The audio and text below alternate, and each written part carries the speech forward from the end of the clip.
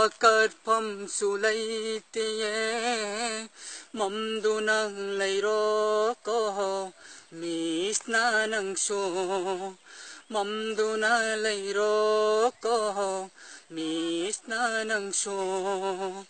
pogluba na mi oy mapoksida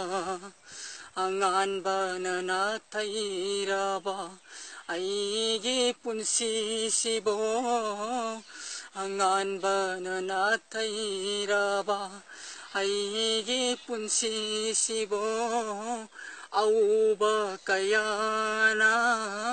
lagna biri aibo mimana rehay dona thawai magni khalambi sanabi mahakso waroduna satkare Mittanglaba pokta poglubana aina thajagi saktam se udraba aini atopa kanana karem na diri aibo aina sagliba may sakse taibang miyoiba nakoida thongdaba oyuko thamoida di saglibani sigla ahing kaya masig miraw kon tadraba matam duda aina uram laba sagliba may sakse saglam loy aina auba oiram labadi inthok piram loy mahagna loy khasano punsi se mitangba na hakti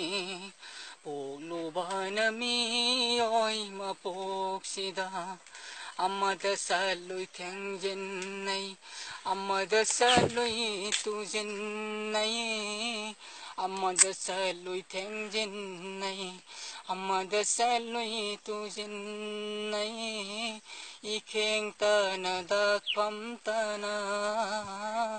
langgoy sale haksang se kong dana tingkang putana thauri pairaga thamoy daditana thillibani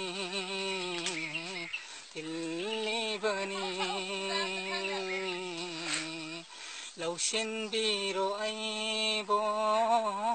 mamlaba kabar duda hingning dare aidi miyangi minot miyay masibo karamba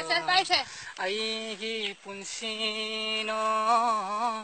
loiro komitangba nahakti karigi pogluba na mi oy mapoksida amamba na langoy salledo kanada tainaruni wakat pham sulay tiye mamdu nang layro ko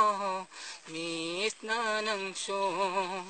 mamdu nang layro ko mis na nang so mamdu nang layro ko mis na nang so mamdu nang layro ko mis na nang so mis na nang so